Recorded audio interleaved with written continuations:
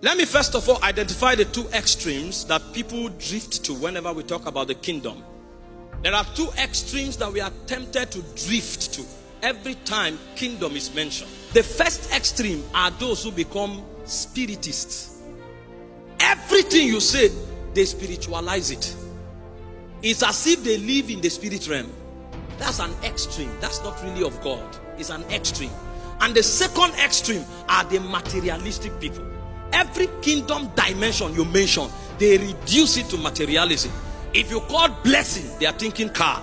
If you call promotion, they are thinking office. These two dimensions are extreme position, and God fights them in every dispensation. If you take any of this extreme, you cannot walk with God.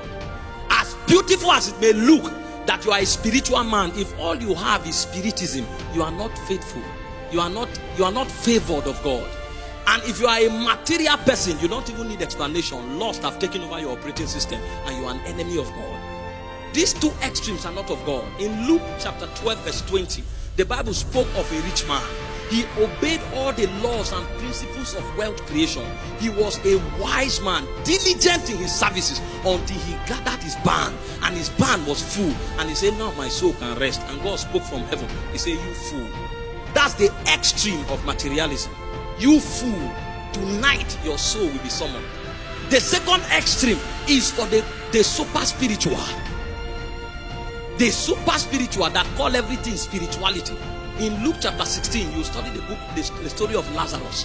Lazarus was so spiritual that he was earthly useless. The moment Lazarus died, angels came quickly and mobilized him to heaven because of his blazing righteousness. Hallelujah. He was carried to Abraham's bosom. In a moment, he was already with Abraham. But on earth, he was useless. So he could not advance the kingdom. Remember, the Bible says, my kingdom through prosperity shall yet be spread abroad. Spiritism is not of God. Materialism is not of God. Now, the balance is not mediocrity. The balance is not in the center. The balance is not taking the average. The balance is the pattern that God himself sets in motion. There is an order called the divine order, and every generation must find the divine order. Jesus is the revelation of the divine order. The Bible said in Hebrews chapter 12 verse 2 that he is the author and the finisher of our faith. So if you want to understand how God works, if you want to understand the standards of God, if you want to know the patterns of God, the person to study is Jesus. The extent to which you understand Jesus and how he deals with affairs will reveal to you the order of heaven.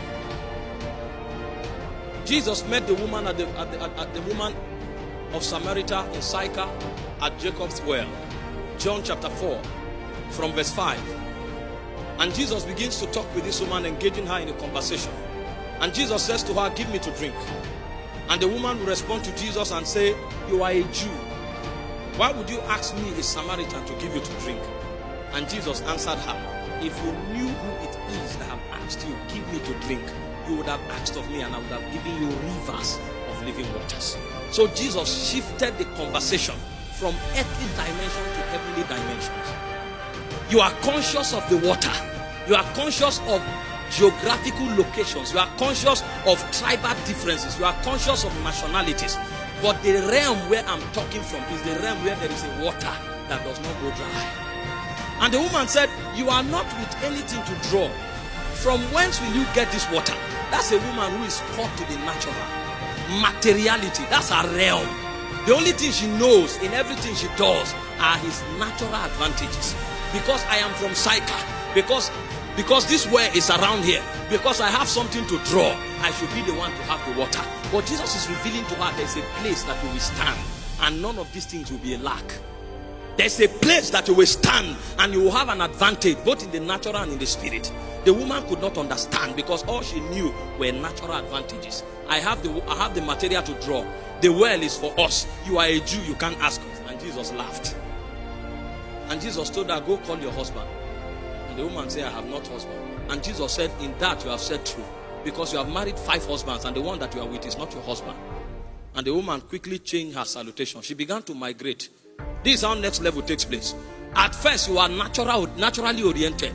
Now she migrates and says, I perceive. Perception has come in. She's no longer functioning with data. She's now functioning with a spiritual advantage, perception. I perceive you are a prophet.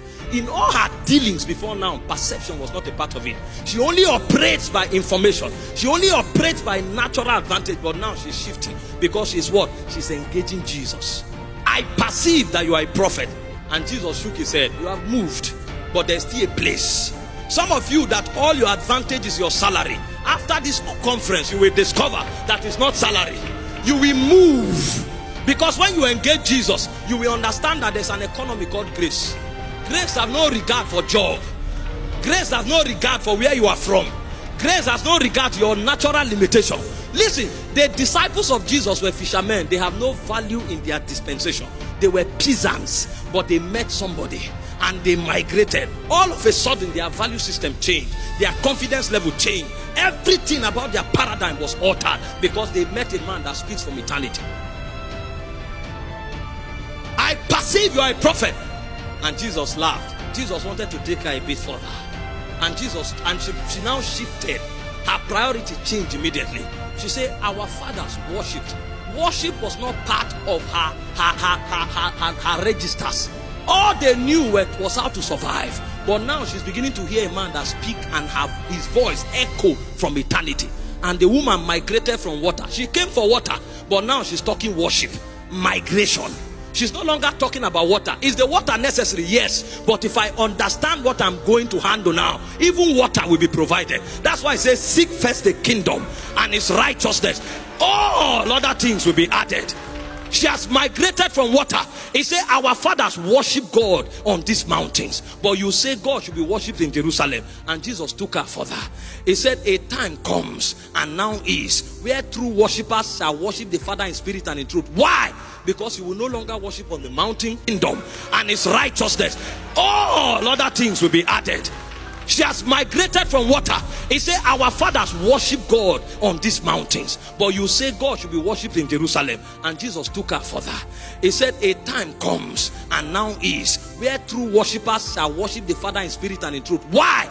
Because you will no longer worship on the mountain. You will no longer worship in Jerusalem. Where you will worship is in the spirit.